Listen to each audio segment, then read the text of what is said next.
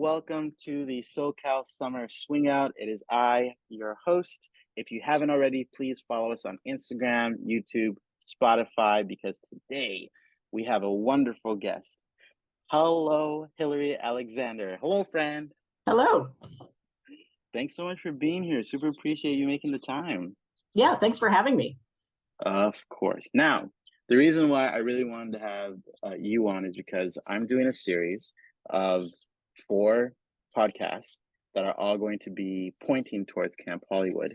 And it is such a treat to have the main organizer of Camp Hollywood here. So, goodness gracious, thank you so much for making time. Thank you.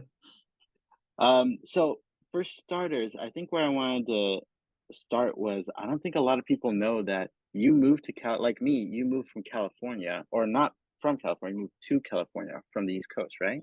Yes. So can you walk us through like how that started, what prompted it, and how that experience was, like learning how to dance here?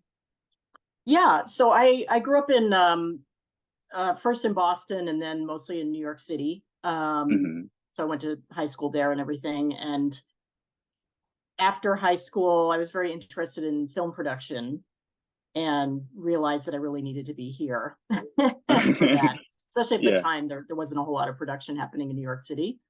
So this was 93, a long time ago, probably longer than many of your listeners have been alive. So I moved here in January of 93. It was very much the kind of thing you can do when you're that age. I was 20 at the time, where you just kind of pick up and go, I'm just going to go here and do this, and really had no plans and knew nobody here, had no money. I was totally unprepared. I actually came just to visit for a week. It is a very common story of New Yorkers who come to LA in the middle of winter and set one foot on the ground and go, I'm not going back. And that's exactly what I did. I came here with a suitcase, just to visit for a week and see if maybe, a couple of years later, if I save money and whatever, I might want to come later. And I remember calling my mother after a few days and saying, is there any reason for me to come back? And she said, no, if you want to stay there, you should stay. And I just stayed. I just didn't go back. Oh, wow. That's a harrowing story. That's just like, I picked up everything and just went.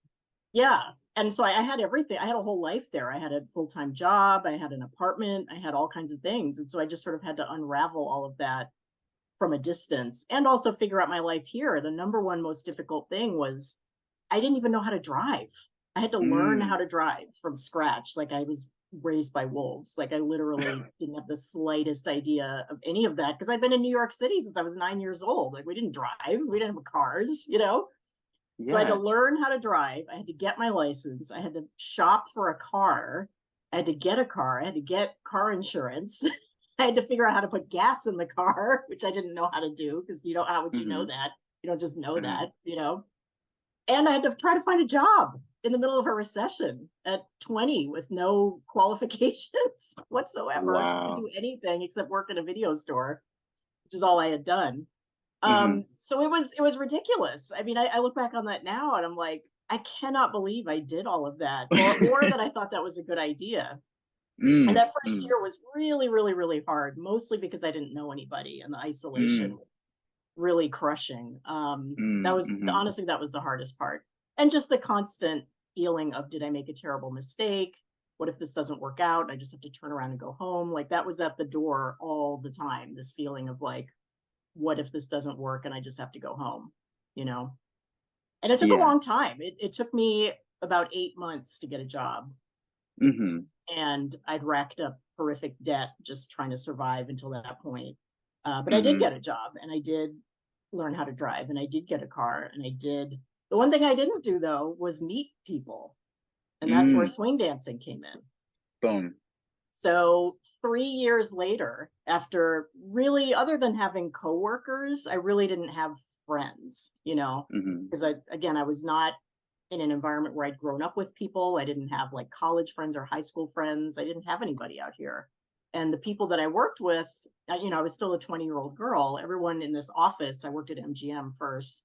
They were all, adults. They were in their 40s and had families. And they were friendly enough, but they weren't going to hang out with me, Yeah. So I really hit this crisis point around 1995 where I was just so hideously lonely and Mm, needing of community, like we all do. I mean, that's such an intense human need. Um, that I ended up in therapy. It's like I was so depressed. I was like, what's wrong with me? And the therapist didn't recommend this, but it sort of came out of the therapy that I really just need to find a hobby with like-minded people. mm-hmm. That's like back then before there was an internet, that was really the only way to find people that you could vibe with, is try to find something you could do that was social where you could meet some people. So again, it was the end of 95 and I had grown up in a jazz household. My mother was a jazz pianist and that was Hmm. a huge part of our lives. And so I remember seeing in the LA Weekly that there was a swing night happening at the El Rey. And I thought, well, I love music. I'd love to see some live jazz. What the heck? And I'd always been a collector of vintage clothes and old things. And I was like, well, I'll just throw on a little 40s dress and just head over there and just, I may not even talk to anybody, but at least I'll get to hear some good music and have a nice night out, whatever. Yeah. So I go over to the El Rey and I forget the bands. It was probably something like, gosh, Red and the Red Hots or somebody like that, you know? Mm-hmm. Um, and and I saw all these people dancing, which I did not expect. I thought it was going to be like a sit down jazz, listen to some swing, whatever. And then the whole room was full of people dancing and young people dancing. And I was like, Mm-hmm. well, what the heck is this? Like, how long has this been going on that I was Yeah. unaware of? But Yeah. and that was it. That was the moment where I was just like, I have to learn how to do this. How do I learn how to do this? And Mm-hmm. again, pre-internet, I couldn't just Google, swing lessons. I'd never even heard the term Lindy Hop. I didn't know what that was. So I was just like, swing dancing. I don't know. And I looked it up in a yellow pages because that's what you did back then, like learn to dance, dance studios, ballroom dancing. Mm-hmm. And so I went to uh gosh, the name is escaping me now. What's the famous dance studio? Arthur Murray. Arthur Murray. That's it. Why couldn't I remember that? So I went to an Arthur Murray and I said, I want to learn how to swing dance. And so they did their little intro, like, oh, we're gonna learn some salsas and rumbas. And I was like, no, I just want to learn swing dancing.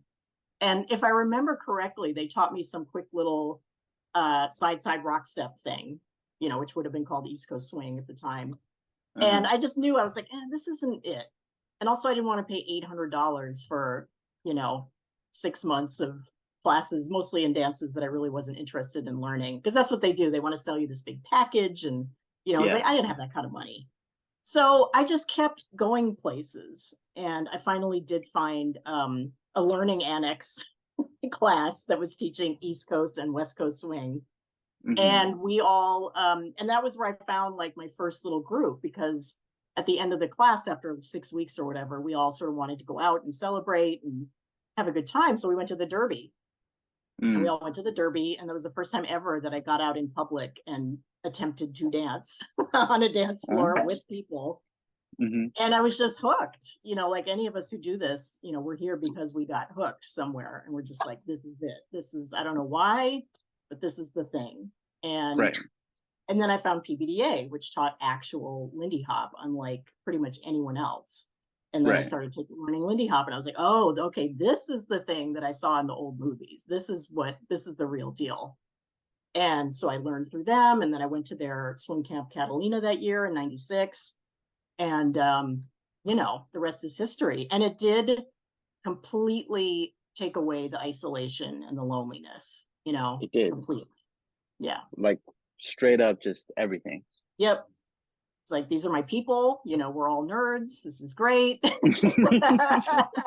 We all love music. We all love old things. We have this sentimentality about us where we like to preserve things and like to be around older people. And, there just is a certain type of person that's attracted to swing dancing. And I was like, Mm-hmm. these are my people. Uh-huh. And Yeah. I think that maybe some listeners could empathize because I know there are some listeners here who are moving to different cities.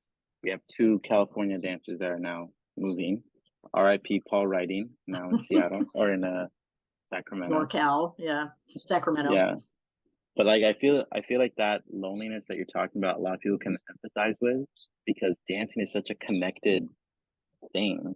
I was curious, like in your own words, how would you describe like when you were first starting that connectedness? What is it that like really made you feel okay, my isolation's gone?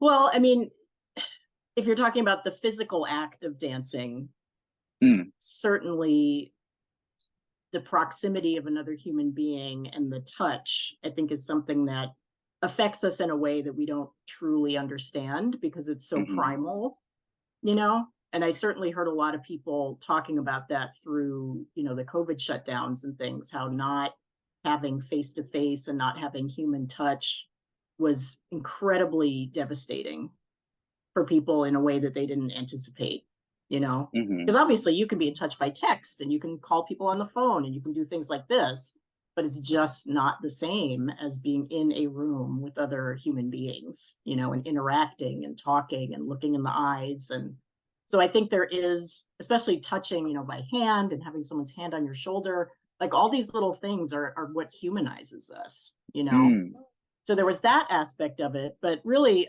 beyond just the fun of dancing and learning and all that, the social part, hmm for me, the best parts were going out to eat afterwards and, getting in our little friend groups and talking about our friends and who's dating who and who's broke up and who, just all that fun stuff that Yeah, is what it is to be friends with a group of people, and especially new people that you're getting to know. It's all very exciting. And if you're yeah, single, getting to date somebody and, flirting and it's all great. It's all part of being human. yeah. And that I feel like that connected piece is something that was missing for a while in a lot of people's lives. And I was curious, is that kind of what started your conception or the idea of Camp Hollywood, or how did how did that play a part in you creating that first event? I know you and I had talked about this over coffee, but I wanted to hear it on Yeah, another so sense. so the genesis of Camp Hollywood was this was in 98, the first Camp Hollywood, and at the time, other than a couple of events in the US, there was one in Northern California that's still there, and then I believe Beantown had started the year before. Hmm Other than Catalina, um, and Harangue, there weren't that many Lindy Hop dance events in the world. There were just a smattering here and there, and they were kind of not that accessible to everybody. hmm Um, and there was sort of this movement in Los Angeles of the LA dancers, like the younger crowd, where they were really interested in Balboa and Shag, and they hmm were really interested in the old movies and sort of recreating the old clips. And because we knew some of the dancers that were in the movies, that was the advantages of being in the cities. You have hmm access to people that were in actual movies, hmm which isn't something you really get anywhere else. And some of these people were still dancing and still going out, and like Marge and Hal Take Here were running a club. They had a dance club in Brea that you could go to. hmm And you could meet them, and they would show you how to dance. And so there was this whole group of us that, the the Hollywood dancers, that we were sort of coming up with this different approach, this different style. And I felt like the original idea was just, well, I'd love to put on like some kind of little weekend thing, for this, Just a whatever little, this just a little is. thing. Yeah. Yeah. Like using our bands, the ones that we like from the Derby. It was very Derby centric because that was kind of our clubhouse. hmm hmm And teaching this particular approach, which was called Hollywood style at the time for a reason, and hmm inviting all the old timers that we've been talking to and learning from. And I was just like, I think I could do that. I think I could just mm put on a little party. Like, you rent a space, you rent the band. The only thing was the financial liability. Unfortunately, I had gotten a better job at that point, and it was at Paramount. It was a union job, so my money was just like, had doubled. And I was like, I think I Yeah. could take a hit if I lost, $10,000. It wouldn't completely destroy my life at this point. Yeah.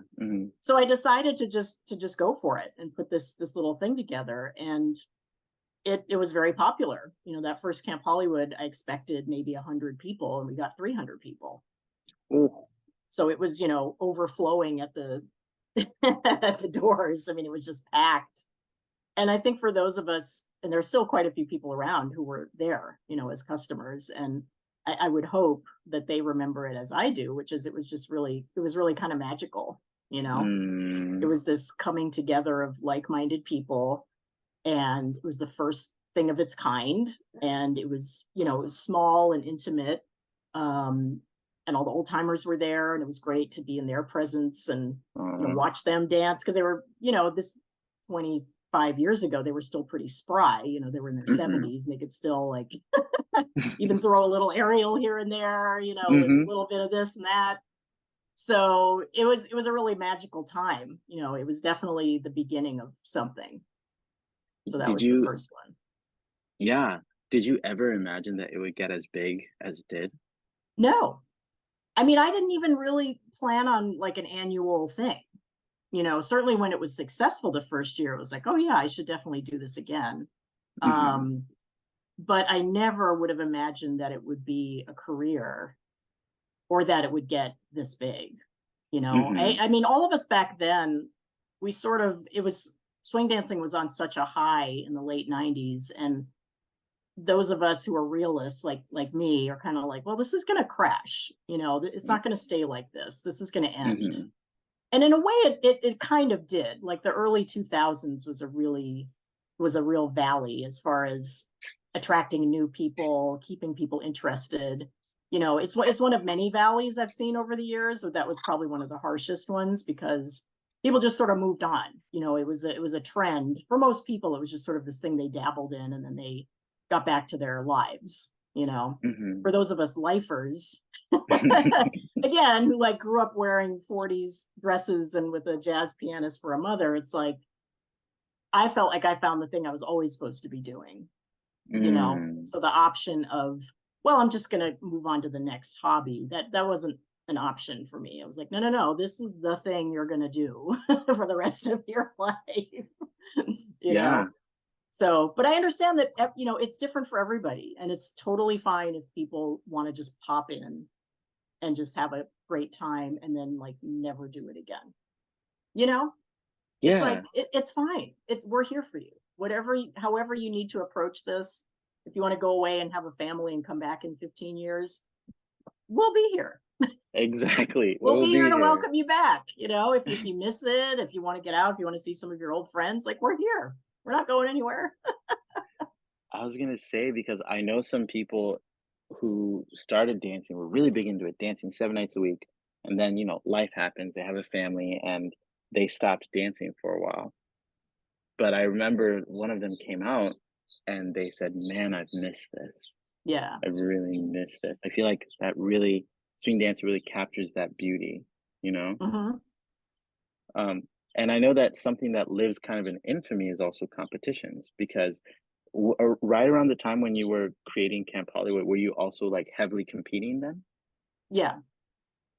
Yeah. Yeah, there Now, were there were lots. Mostly what you had back then was non-swing dancing promoters of like local bars and clubs that saw this trend happening, thanks to like the Gap ad and swingers and stuff like that. And what they would do is they would have like a swing night at their bar or club, and there were a million horrible neo swing bands that needed work and could work, and so they put on these little dance contests, Mhm.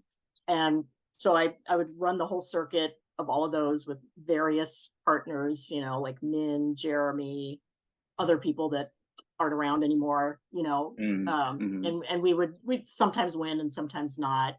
But then also there were other organizers. There was a woman, Melinda Camo, up in the Ventura area, who was running an event called Jitterbug Jam that we would all go to. Jitterbug Ball came first, and then Jitterbug Jam, and she would have these very traditional, kind of like the contest I do now, sort of West Coast swing based format where Mm, mm. you come out and do a spotlight, or there's a showcase, or there's a strictly, that kind of format.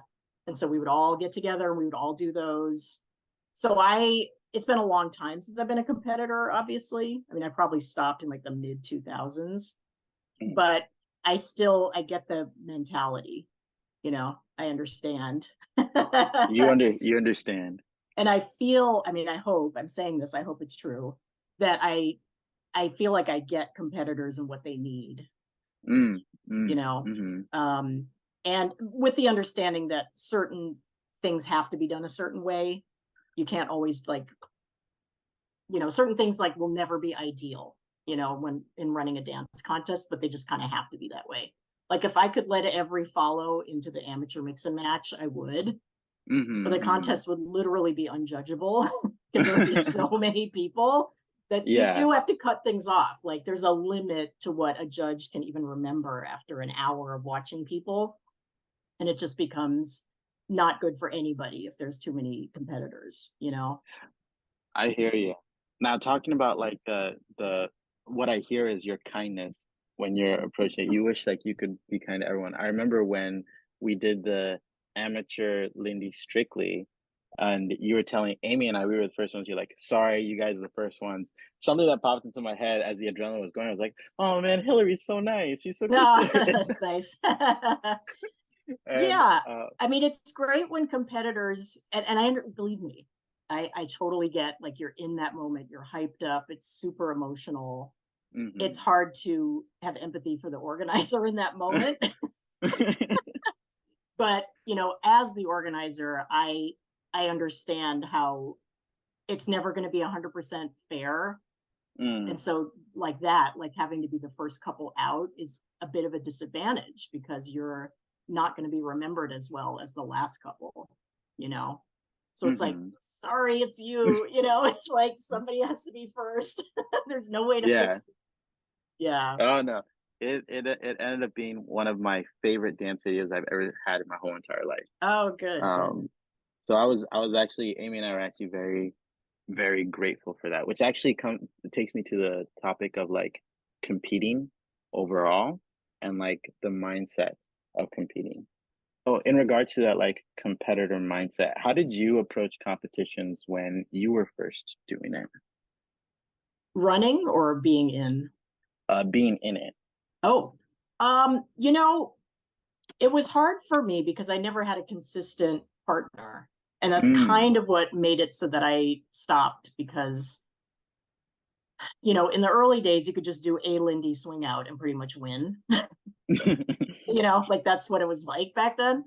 Yeah. But it got more and more difficult as people got better and practiced and, did more and more aerials, which is something that I was never particularly good at, even if I had Mm. practiced a lot, I just wasn't good at it. Um, but not having someone to consistently practice with was a huge disadvantage. And so there was a point Mhm. at which I had to just step out. But we would practice as much as we could. And Mm. just like all of us, just get in there and do your best and try to enjoy it, try to throw down. Yeah, yeah, yeah. So that term, I've been hearing that term a good amount since we went to SoCal, but the concept of throwing down, does that mean like, hey, I want to win, or does that mean I'm just gonna show what I got and then what happens happens? Be both. I know, Ah. I mean, it would be great to think that people do it just for fun and don't care about winning, but winning is nice. It's just nice to be Yeah. validated. So I think it's a little of both. It depends on the person, of course. I mean, I'd like to think that my attitude was I just want to do my best. We all Hmm. want that. You just don't Right. want to mess up. You don't want to get hurt. You don't want to, biff your aerials and stuff like that. But certainly winning is a nice feeling. 150, 150%. Because I Yeah. know that whenever I talk, sometimes when I talk with Andrew Jose, like he brings up the concept of throwing down, which he throws down, he throws down. And so I was curious about that mentality. If you were talking to say someone who's competing for like the first time at Camp Hollywood, what's kind of the advice that you would give them?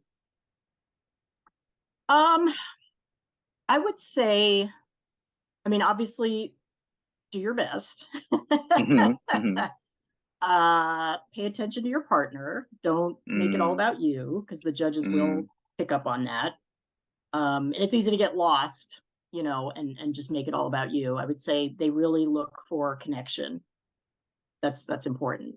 Don't lose sight of the music, for sure. Don't just like run through your choreography without at least trying to respond to what the music is doing.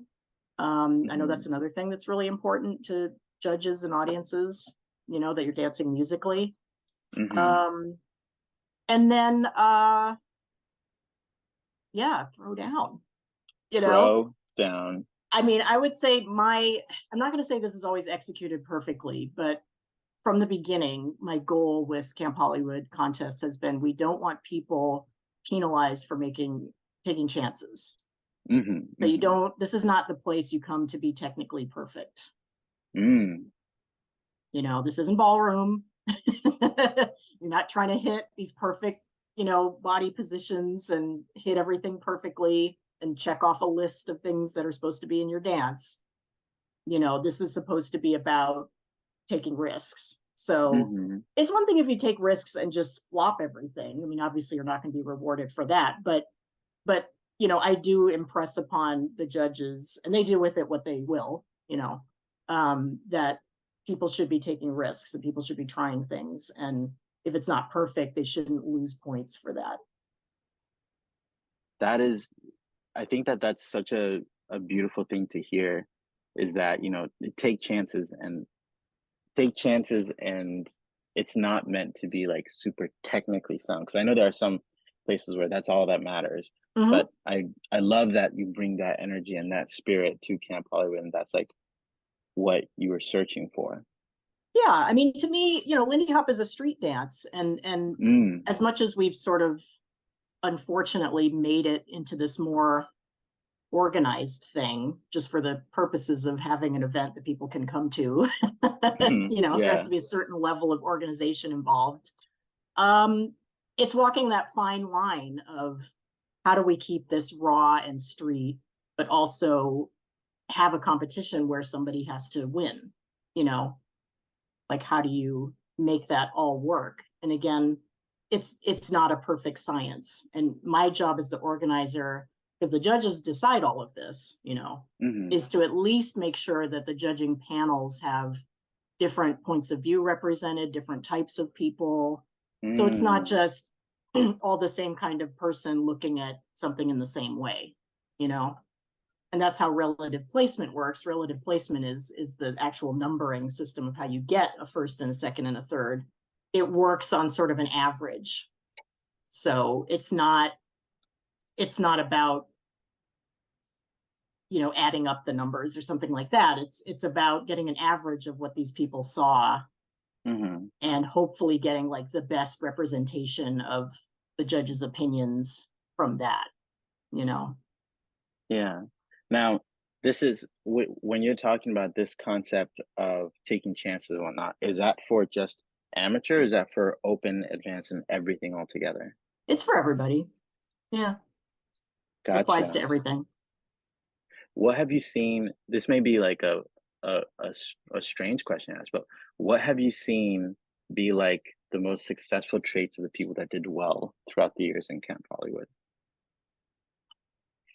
I'm going to say, especially with regards to the more professional dancers, like the open divisions, which used to be the Hmm. pro divisions. I will say that the people that were the best prepared seemed to do Mm. the best. There's definitely something to be said for practice. you know, I mean, it's a street dance and it's spontaneous and all that, but there is a level of just straight up hard work that you see out there. And you can tell when people are just kind of winging it.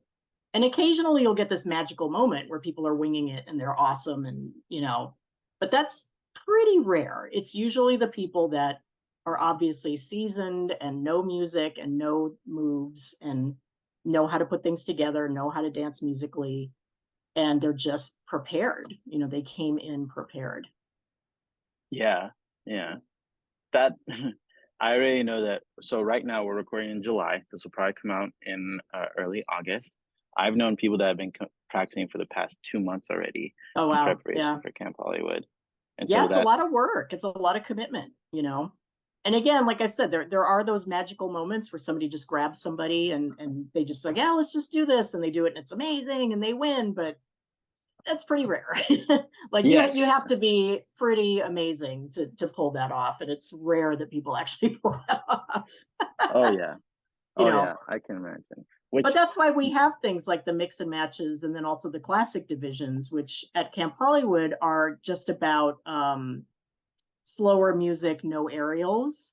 And hmm those are the most popular because you don't have to be as prepared. Like you really can grab somebody and say, let's do this, and just have a really awesome social dance, you know.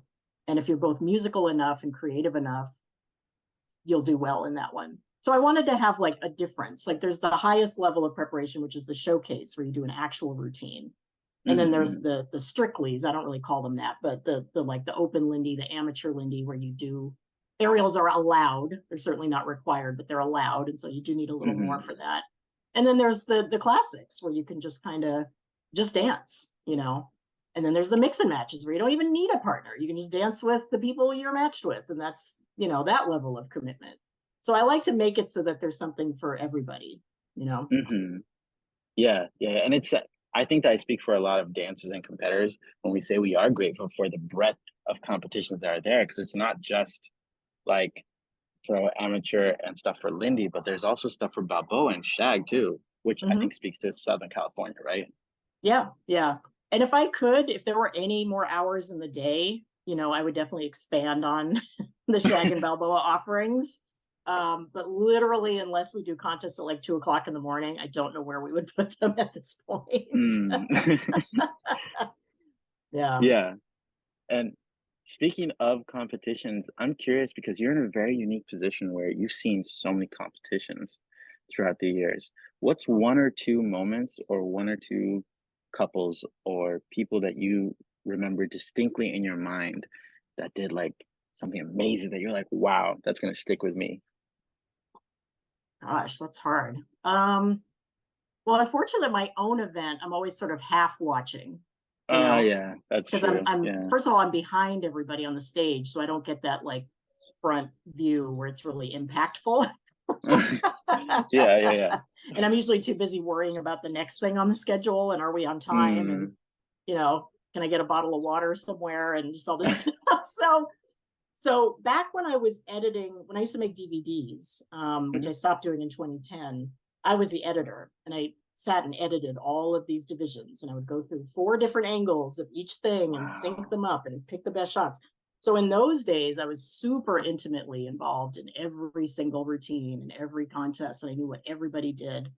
Since then, it's been a little bit of a disconnect because I'm not reviewing the footage anymore. You know, I mean, obviously, once Mhm. the event's over, even if the divisions are on our YouTube channel, like I don't sit and watch them, you know, it's Right, like I'm right, right. barely functioning after the event.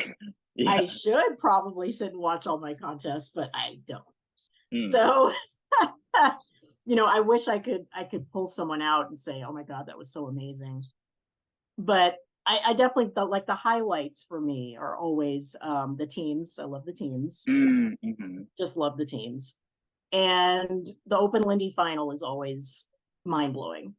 You know, once again, Mm. they're just throwing down, and the Am Lindy final, you know, people are throwing down there too. Half the time you're like, wait, which was the pro division? These people are amazing, you know? So I would say that those groups are definitely the most fun to watch and the most inspiring. But then you also have things that surprise you, like the mix and matches. For as much as they're people just dancing and there isn't like a prepared partner connection thing going on, the amount of support in the room for the Mm. dancers, because all their friends come, you know, everybody's friends come and cheer them on. And that's amazing to witness, you know, just the love and support and people. I mean, it makes me want to cry, honestly, when I think Aw. of how supportive people are of each other and Mm. just how much joy is in that room, you know, when this is going on. There's just so much love and community and support, and it's just great. I do have to say, last year was my first one. Walking into that ballroom when, like, there were comps and, like, everyone just yelling, that was it gave me so much energy, and everyone Yeah. was so happy for each other. Yeah. Yeah. Last year, especially, you know, there were so many. other things going on that made that happen that way. But it was a Mhm. very, very supportive year. There have definitely been times where there's been like sort of warring factions and like a little bit of negativity and people being competitive in not a great way. That definitely Mm. happens. Um, but not recently. When I think of those times, it's usually like a long time ago. Yeah, yeah, yeah, a yeah. lot of that, a lot of that sort of negative posturing is in our past, thankfully. Yeah, yeah, yeah. So since we touched on that, I was curious. Let's say we have someone who tends to go into that negative mindset of, oh, like become competitive negatively. Right. How would you, how would you like suggest they work through that? Well, I think I accept that that's part of being human. There's a Mm-hmm. reason why the Yeah. NJC motto is it's not about winning or losing, but who places above you that counts. Because I just remember being a competitor and being, seeing your placement and going like, oh, that's good. We got third, that's cool. And then you see the other and you're like, what the? And all of a sudden all the goodwill like gets sucked out of the room and you're like, I totally was better than them. You know, so I think, Yeah. I have that there as sort of a reminder that it's normal to have these feelings of, these competitive feelings. Like if you didn't have that, we wouldn't necessarily be doing this. Like we wouldn't have contests. We'd Mm-hmm. just be doing a social dance every night and nothing else. So there's a Right. there's a level of that kind of like, I'm gonna beat that person that's probably a little bit healthy, Mm-hmm. Mm-hmm. just a little Mm-hmm. bit, because Uh-huh. it's very motivating. Uh-huh. I just want to beat that guy. But at the same time, I think that's also sort of a newbie thing to come at it from that perspective. I think people that stick around long enough and compete year after year, I think some of that gets taken away because you realize that it's really not fun to go into a contest with all that negative energy. And you do want to do this for fun and you get more self confident too. A lot of that comes from lack of self confidence. Mm-hmm. So as you progress and get better and maybe start winning some things or placing well, I think a lot of that kind of like feeling starts to dissipate, or at least I hope. So I think it's just something that has to happen naturally for the people who are feeling that way. Oh, mhm, mhm, 150%. Now, when it comes to competitions, I know that people can be very nervous, right? And I I found a technique to like become unnervous, but I was curious like what you've done in the past and what you've seen other people do in the past, like fight those nerves. Well, when I was competing, I really had zero coping skills. So I would just be nervous and it was awful. So I don't Mm, recommend that. Um, if I were to do something like that now that created anxiety, for me, one of the most effective things is deep breathing exercises. Actually, mm, mhm, that's a thing that just happens to work really well for me. It may not for most mhm. people, but yeah, that would be one technique I would recommend. Yeah, that's that's funny you bring it up because that's what I do. I do like Oh, a okay. deep, yeah, through the nose, out the mouth several times. Yeah. Um, and I found that that helps. That also helps me when I feel like I'm having an off night, especially for social dancing.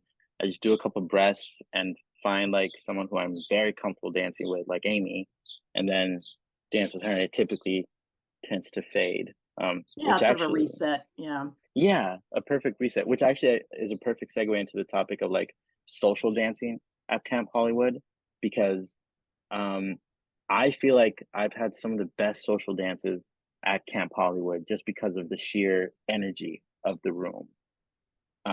And there's several different directions we could take this, but what was your vision when you made Camp Hollywood? Well, let me rephrase. When it comes to social dancing, like how do you view Camp Hollywood as an organizer from an organizer's perspective? Well, I certainly wish there was time for more of it, Mm, you know. In an ideal world, we would have every contest that I want to do and also nothing but social dancing. mhm, There's no way to make both of those things happen. mhm, So I've done my best to make sure that there's plenty of time for everybody to just get up and dance and not have to sit and watch things as much as you can with all of the things that we have to get through, you know? Hmm. Yeah. I think I speak for a lot of people when I say we appreciate how much effort. It seems like you put in a lot of effort to make sure that there is dance time, right? And I feel like although I love comps and love watching them, I also really love like the social dancing aspect, which you just announced this today. You're bringing in a new room to Camp Hollywood, right? Can Hmm. you tell us a bit more about that? Because I'm really excited about it. Yeah, well, this, I'm not going to take any credit because this group from Arizona approached me and just said, we'd like to do some switch dancing. Is there a room we can use? Mhm, That's kind of how it started. And I said, yeah, sure. And I just looked over the schedule and was like, okay, well, this room is available these times. And and then they told me more about their idea of just like, we really want to focus on switch dancing and have a safe place for people that are all sort of doing the same thing, but we also want to have like showcase and really make it kind of like a little mini event. I mean, these are my words, not theirs. uh-huh, And I was all for that. I was like, great, yeah, let's do it. Because I also have Adam Brzezowski teaching, um, so doing several classes on open role, non-lead follow dancing, so people can mhm. learn it. So it's just like this weekend's going to have tons of opportunities for people who, want to do switch dancing and open role dancing. Yeah, that when I read that literally about like an hour before we hopped on, I was like, this is going to be so fun. I know so many people that are going to feel heard and feel seen just by having that room be available. Um, and that room goes till like 1 a.m. Did I see that correctly? Hmm. Yeah, so Saturday, Sunday night, we're gonna pipe in music from the main room, so they're still part of the event. It's like they still enjoy the live music and stuff like that. Um, and yeah, I mean, I think it's great. I think it's the perfect thing to be doing right now. I totally fully support breaking down, hierarchical systems in partner dancing. I'm all for that. Mhm. Yeah, and that's is how did this which I know this is going back to the comp thing, but how did the switch comp come about? When did that start? Gosh, that's a good question. I think we had two or three of them before the COVID shutdowns. And the idea came from, there was actually an event called The Switch Oh that one of yeah. our, Carrie Westbrook, who was our tabulation assistant, was involved in that. And so she and I had been talking, and honestly, I can't remember whose idea the contest was or how it really came about, but I know it was sort of in that thread of thought of like, there's this movement happening and I would love to have a contest for that. Mhm. And so that's how it started, to have a place for people who don't want to do lead follow traditional stuff. And when I first saw it, I remember thinking that's so inspiring for people that I know who like to follow and lead, right? Hmm. Because then it gives them a voice, just like how that social dancing room gives people a voice. And I think that that's really cool that your event promotes that, you know? Yeah, thank you. Yeah, it's something I feel really strongly about on many many levels. Mhm. I love that it's something that will make the event more welcoming to queer people and the Mhm. LGBTQ community, which is definitely a goal of mine. Um, but also the whole concept of switch dancing or open role dancing in general, to me, is also for everybody, you know. Mhm. And I think it just will solve so many of the problems that partner dancing has, which is it's so based on this ancient heteronormative male female patriarchal model, which always bugged me. Mm. But like Mhm. most people, I just kind of went with it because it was just, well, this is what it is. And if you want a partner dance, if you're a woman, you're a follow and you dance with men who lead. And that's just how it is. And I love that people, mostly younger than me, are like, it doesn't have to be like that. Why can't we do Mhm. something else? And for me, Yeah. it's like it never would have occurred to me. like, I love that people are so just willing to stand up and be like, no, we can change this. What do you mean we can't change this? You know? Hmm.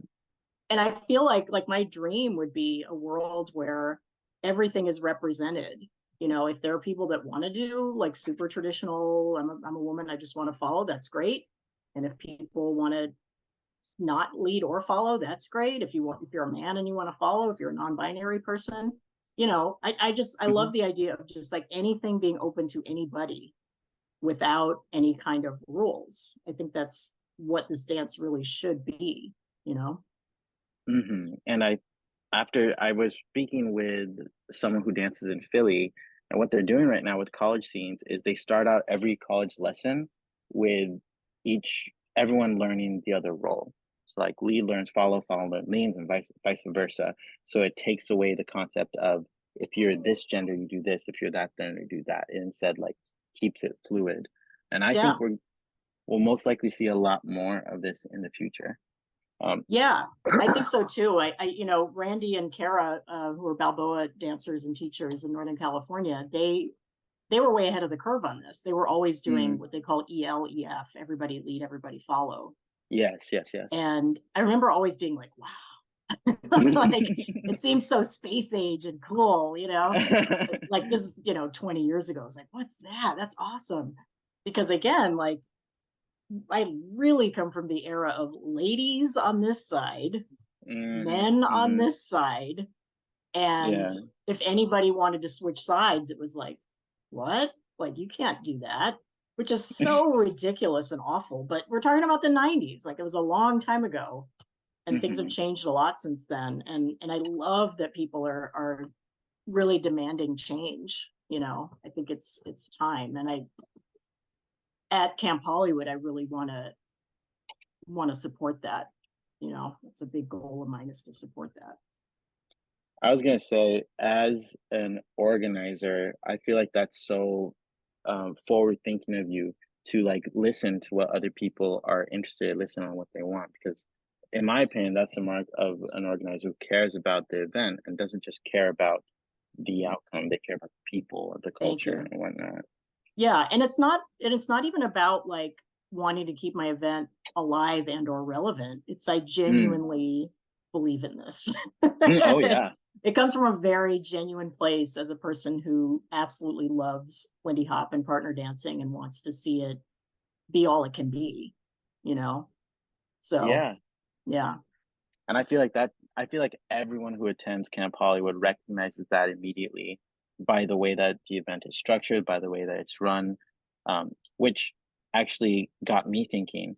We see Camp Hollywood and everything from like the front. We see like all the stuff that you put forward. What are some things that maybe some people might not know about Camp Hollywood that you feel like they should know? Oh, that's a good question. I mean, it's easy to say as the organizer who's currently in that sort of crunch time where everything just feels like a pain in the ass to be like, I wish people knew how hard it is. But I mean, that's silly. You know, it's like, look, for as risky as doing this for a living is and as difficult as it can be, it's still a great thing to do. You know, I'm not gonna Mm, lie, like this is an amazing way to make a living. I mean, mhm. I've done office jobs, like I know. I've cleaned houses for a living. I know what it's like to do other things to make money. And this is definitely better than those things. Mm, But you know, part of that is there is a lot of risk involved. I mean, I certainly never anticipated being shut down for 2 whole years. yeah, I yeah, mean, who would have predicted that would ever happen in our lives, you know? mhm, Um, and there's all kinds of things. There's a million things being thrown at you that you're not really prepared for, that you're not professional enough for. Um, you know, I don't have a degree in this. I don't have any experience running events other than this one. I'm sort of still after all these years making it up as I go. mhm, mhm. You know. So um what do I want people to know about Camp Hollywood? Most people are very gracious and they recognize like how hard this can be. And are very grateful. That's like 99.9% of people that I've encountered are just like so Yeah. happy to be there, and like, oh, I can't even imagine how much how difficult this must be to pull off. And I think they get it. I think they know that it definitely takes a certain type of person to be able to do this. You have to be Hmm. very detail oriented and very much able to keep a million plates spinning at once, and not everyone can do that. That's a skill that I've always had. So able to keep things organized. That's why they call it organizer. And I could always be better at all of these things too. Absolutely. But it does take a certain personality type to do this sort of thing. Yeah, for sure. And it's not just Camp Hollywood. I don't think a lot of people know, but with the Campus Five, you're not just the lead singer. You also do a lot of stuff behind the scenes, right? Yeah, I mean, Jonathan and I are co-band leaders, and we, started the thing together. And I look at it as he's the creative director, Hmm. and I kind of keep the wheels greased. So I do the boring things of, filing our business license and sending out 1099s to all the musicians and making sure our taxes get filed and all that kind of stuff that most people just despise doing, but I actually enjoy paperwork. I always say paperwork is my jam. So, because like there are rules and instructions and it's easy to follow. You just follow the steps and you're fine. So yeah, and that's the same for events too. There's a ton of legal and financial and contract related things that are super boring and not fun and but have to happen in order for people to have a place to dance. Yeah, 150%. I, for one, think that it's incredible that you do Camp Hollywood and throughout the year you travel and do Campus Five as well. Like that speaks to your testament and skill and resilience, honestly. Oh, thank you. Now, before we go towards like the wrapping up session, I was curious, was there anything that you wanted to discuss that we didn't bring up yet? I don't think so. You covered everything of relevance. Okay. Well then, to just go into like the final three questions, right? So the first question I wanted to ask you was for those who don't know about Camp Hollywood, which that's going to get fixed. Um, where can they find information about that, information about you, Campus Five, that kind of stuff?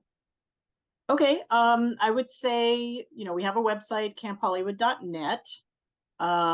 We also have a Facebook page, which is where most of my posting energy goes. So they should like the Mm-hmm. Camp Hollywood Facebook page. Mm-hmm. Um, we have an Instagram as well, just Camp Hollywood. Um, and those are really the three main sources of information. Mm-hmm. Okay. Yeah. So all of those details I'll leave down in the description below. And the other question I was going to ask was in terms of events that you're going to or where you'll be playing with the Campus Five, whereabouts will you be at for the coming year? Well, we're going to finish out our summer residency at Knott's Berry Knott's Farm, Berry Farm. which is pretty much every Sunday up until the weekend of Camp Hollywood, which is Labor Day, first weekend of September. I unfortunately will be missing the last week that we're playing there in August because I'm going to see Metallica. Whoa! Yes. Which the irony of that is not lost on me. But yeah, we will be at Knott's Berry Farm. We're also playing, well, I guess by the time this comes out, our Atomic gig next Friday will be over. So they won't get to see that.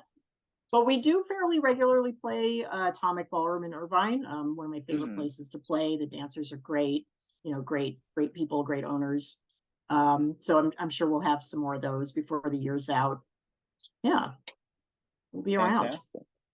Okay. And then my favorite question to ask all of my guests. So the last question is, what is the message you want to leave for any swing dancers that might be listening? I would say, you know, give yourself a break. Mm, I think as the kind of people that are attracted to swing dancing tend to be very intense perfectionist people on the whole. mm, And sometimes it can kind of get to the point where it makes it not fun. Like mhm, I hear people complaining about, I just didn't feel good about my dancing tonight. I went out and I didn't have a good time, or I was in a contest and I didn't do as well as I thought I would, or I just didn't feel good about it. And I would say when you've been around long enough, you recognize that these feelings come and go, mm, mhm, you mhm, know, and it's totally normal and we've all had them. And to just recognize that if you're in kind of a down place with your dancing at the moment, that can and will change. If you stick with it, if you're persistent, and if the love of this drives you enough to keep going, mhm, that whatever negative feelings you're having about your own, lack of ability, or just not being where you thought you would be or wanted to be, that will pass. I think as human beings we don't have a lot of perspective a lot of the time, and we get caught up in this moment of I can't do this. I mean, I definitely had those moments when I was learning Lindy Hop. I was like, I am never, ever, ever going to know how to do this damn dance. This is too hard. I'm going to quit. I can't do it. And everyone I know that's still dancing tells me that story that, 20, 30 years ago, they tried and they were like, this is too hard. I cannot do it. And here we all mm. are, you know. So that would be my advice to especially new dancers who might get frustrated or hit these sort of roadblocks of, let your love of this guide you and just kind of give yourself a break, and accept that it'll come back around and you'll find that joyful place again.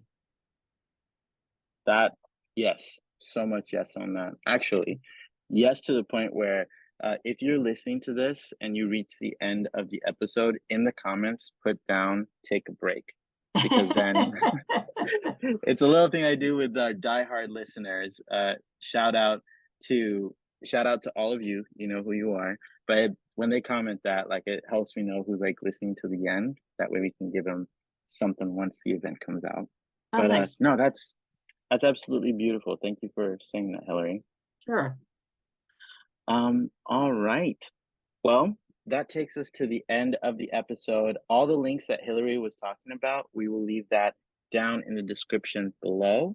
Hilary, don't go anywhere once I stop recording. But everyone else, don't forget to follow us on YouTube, Instagram, all the thingies. But thank you all so much. Hilary, thank you so much for your time. Thank you. Bye, everyone.